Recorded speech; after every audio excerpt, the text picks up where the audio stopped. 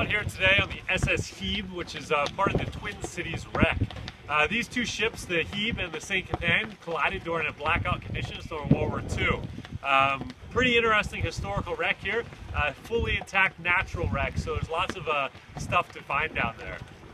We're not really looking for bottles or artifacts or anything like that today. We're looking for those pesky lionfish. Believe it or not, lionfish have made their way all the way up through the east coast here and been an invasive species on some of our offshore sites. And that's what we're doing out here today. We're trying to do a spring purge, if you will, of all the lionfish down here. So we have a number of divers, probably 14 divers down there with all their pole spears and some nice handy dandy zookeepers that Ali gave us down there in Florida. So he sent some of us to try them out. And we're going to start carrying this product in our dive shop here. So very effective way to capture the lionfish without feeding them to sharks. Some scientists will tell you, and other dive masters, that feeding sharks and other animals changes their behavior. It's the same reason you don't feed bears in Yellowstone Park. We don't want to feed those sharks the lionfish right away because, yeah, it's going to start associating divers with food, and they're going to become maybe a little more aggressive. So these zookeepers, really great attribute here to use. We also have on board today Dr. Burge, who's going to tell us a little bit more about lionfish. Hopefully you're going to learn something today in today's report. Anyway, guys, to finish it up, the conditions out here today are wonderful. Seas a little bumpy out here, probably 3-foot swells with about 15-20 knots of wind on it. Visibility, however, beautiful down there.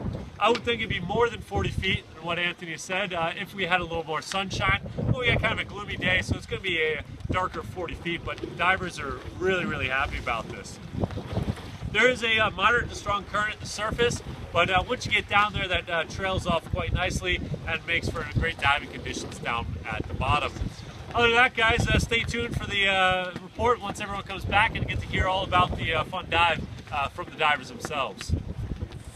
Actually, it was beautiful. Beautiful. Good dive, sir. That was good. I liked it. Great. Good dive. Really great.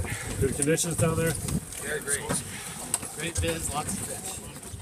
Hey guys, we're out here today with Dr. Burge. He's a professor up at Coastal Carolina University, and he's going to show us a little bit about lionfish and even talk to us on why there's such a big problem here in the Carolinas even. So Dr. Burge, take it away. What's up with lionfish? So lionfish first showed up off our shores in about 2000 off the Carolinas. They were introduced into Florida, we think, in the late 80s, probably by aquarium releases. They've since spread all the way up north into North Carolina and points north, and then all the way around the Caribbean and the Gulf of Mexico. Just in the last week, the first one sighted in Brazil was reported down in the southern part of Brazil. So what we're going to do today is I'm going to show some of the other divers on the boat how to safely handle lionfish, how to prepare it for food, and they're great to eat. You just got to be careful of the venomous spines along the top. So the first thing that I do is I take off the venomous spines across the back. So you can cut right along the that dorsal midline there. And I like to start at the back because that way it pushes the tips of the spines away from you. If you're interested in a souvenir, you can take these and strip the meat down off them. And if you let them dry out in the sun or put them in the oven for a little bit, you can use these as toothpicks later on.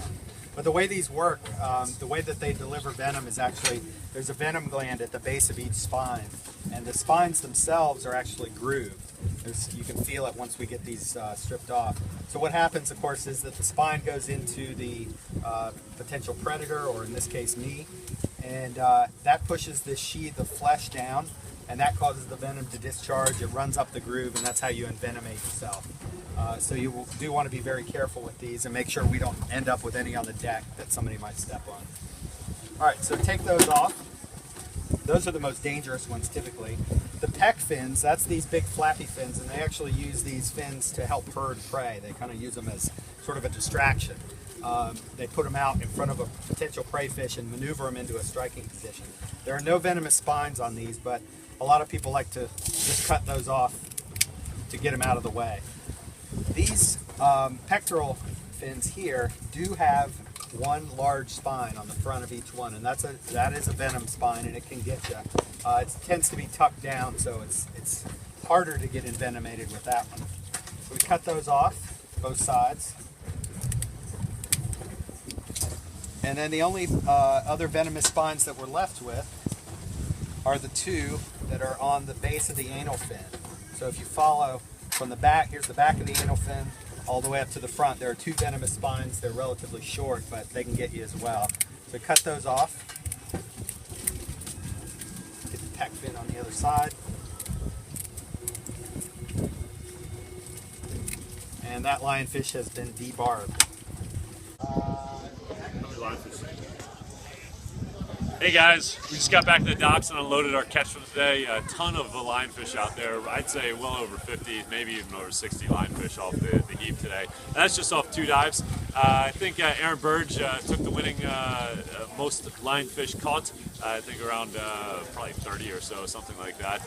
But yeah, quite a lot. And then I think his buddy Matt got a 15.25-inch lionfish, so pretty big stuff out here. I'm on the docks with Rachel. She's a graduate student from College of Charleston. She drove all the way up here to study some of these lionfish. So Rachel, tell us a little bit about your project. Yeah, so I'm just starting. These are the first samples of my project, and I'm hoping to do some genetics work in the Caribbean and Western Atlantic, mapping out some of the diversity occurring here, and then also down in Honduras, looking at growth of lionfish down there, as well as what reproductive stage they're at and stuff like that. So this is super exciting, and thank you, Express Water Sports, for letting me come out. Definitely. Thanks for coming up here. Well, there you guys have it. It's a full wrap today. A ton of great stuff out here, and really excited we could do our effort and trying to eliminate this invasive species. See you next weekend, guys. All the minnows covered in so much sea life. First advanced dive. Very good. It's really warm down there.